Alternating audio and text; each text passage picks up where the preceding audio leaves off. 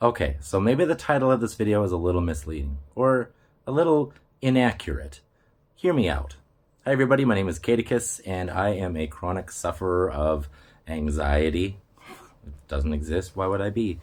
And I have depression and things like that, which I go through stages, and when I'm feeling a little better, I make videos with the thoughts and the things that I've learned from it. So anxiety isn't real. Anxiety doesn't exist. What the hell does that mean? Well, my thought about anxiety is that there's actually two things that are happening that give us the feeling that we identify as anxiety. The first thing that's happening is that our body is going through the chemical and hormonal processes, the physical processes to prepare for action. They call that the fight or flight or whatever. And yeah, basically our bodies are preparing to do something. They're getting ready to do something. The second thing that happens, often I think because of a response to that, is panic.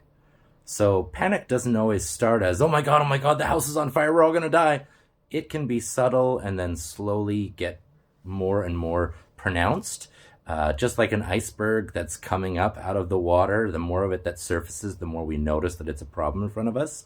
So yeah, it's a physical preparedness or preparation and then panic. And I think a lot of that panic can come from the fact that our bodies are getting ready to do something which doesn't match up with what our minds, with the state that our mind is in.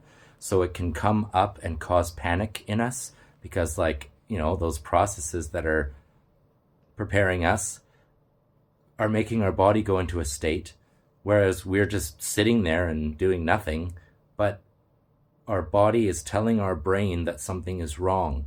And that can, just that change in our bodies can tell or can make our brain panic. So my thought about this is, and from a lot of experience, I mean, I have fought this reality many, many times, because when I get anxiety, the first thing that happens to me is I shut down. Like, I just basically want to find a quiet, unchanging, unmoving spot where nothing can reach me and nothing can touch me and nothing can, hurt me, because I'm panicking. But the problem with that is that I'm also seeking to stay still, to not act, to not do anything. So my brain is making me do exactly the opposite of what my body is trying to do. And this becomes a cycle of getting ready and shutting down and panicking, and getting ready, and then because I'm not doing anything, I'm panicking. And the more I panic, the more I shut down. But the more I shut down, the more I panic, because my body's still getting ready. It's getting even more ready because I'm in this cycle of, like, getting ready for something bad. My body is ready to just jump through the roof because the anxiety is so bad. But my brain is like, no, we can't. Something bad is going to happen.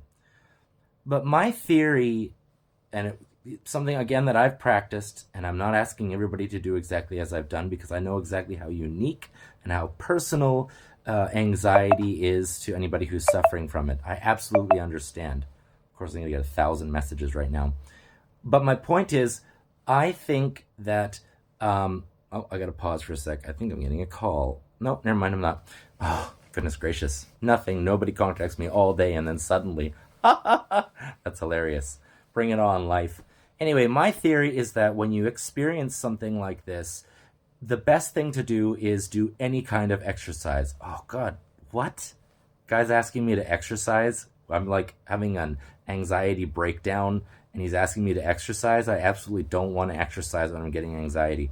Trust me, I understand. I know how friggin' hard it is to do anything when you basically feel like if you do something, the world is going to fall apart. Somebody's going to attack you. Something terrible is going to happen. You cannot find the energy, let alone the motivation, to do something when anxiety is shutting you down. And anxiety is shutting you down because you are having the fear, the reaction to fear, which is fight or flight. But there's actually more than one stage to fight or flight. There's fight, flight, or freeze. And if anybody who has anxiety is the kind of person who shuts down when they get anxiety, that's because your response to that fear, to that panic, is to freeze. But that only makes it worse, unfortunately. Or it keeps you locked in this dark circle where you can't move because you're frozen, and the longer you're frozen, the more your body prepares itself to act. So seriously, my advice that I've tested myself is that if you get up and you do anything, especially the more you get your heart pumping because of what you're actually doing, the more you connect that preparedness with an actual physical activity, with your body actually doing something. And the more it eases your mind to the panic or from the panic that your mind is experiencing because it's not matching up with what the body is doing. Your brain is sitting still and your body is ready to move, and your brain doesn't understand why, and so it causes panic.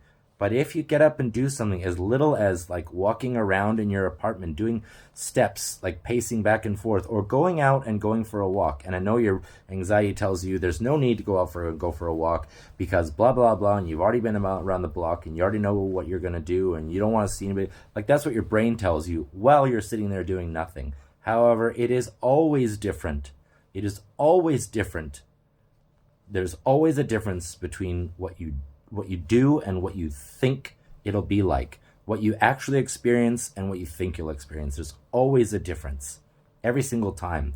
And the thing is, when you lie down in bed, you get tired. When you stand up, you feel less tired because your body is reacting to the environment and to the situation that you are in. Not the one that you're thinking about, but the one that you're in.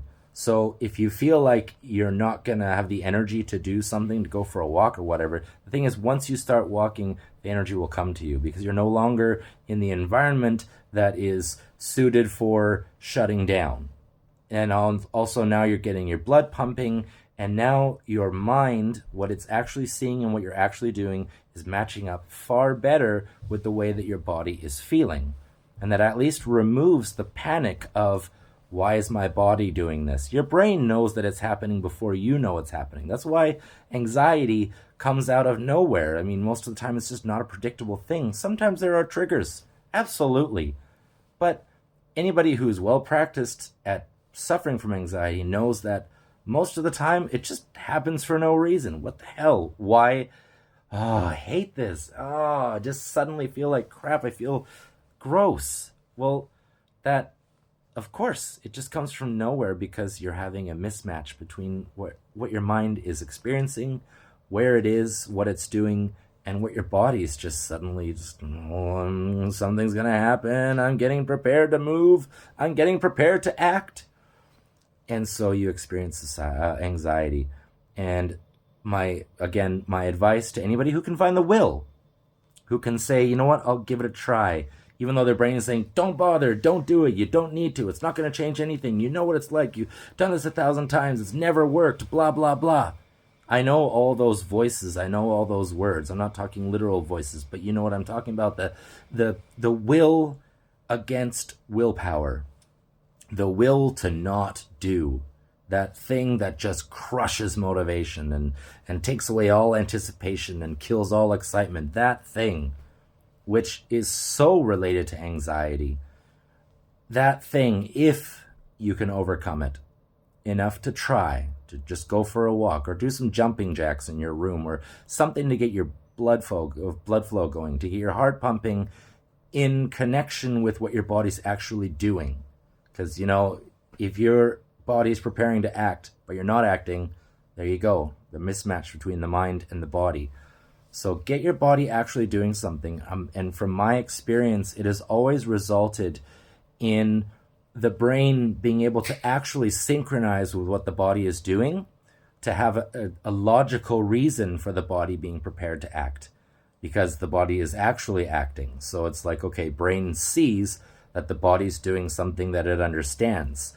When the body prepares to act and you're not doing anything, there's no logic to it. Your brain has nothing to hold on to. That causes panic. So if you can get yourself to do it, if you can overcome that horrible will against willpower, if you can do it, then try it out. Some jumping jacks, a walk around the neighborhood, walk around the apartment, doing shadow punches in the air, pretending you're beating up your fear, whatever, to get your blood flowing. Give it a try. Do it for as many minutes as you can make yourself do it. Set a goal if you're going to go outside for a walk. Say that you're going to walk around the block, or you're going to walk 2 blocks or whatever. Set a goal and just determine to do it. Make the decision to do it and do it. And I promise you, when you get back, you're going to feel a little bit better. And the next time you think of doing it, your brain's going to lie to you and tell you that it didn't make you feel any better, because when you're in a crappy state of mind, all you can see is a crappy future and crappy memories, because you're seeing it through that filter of negativity. It's lying to you. So do what you can to get your body and your brain synchronized to eliminate the panic of what the hell's going on? Why is my body freaking out?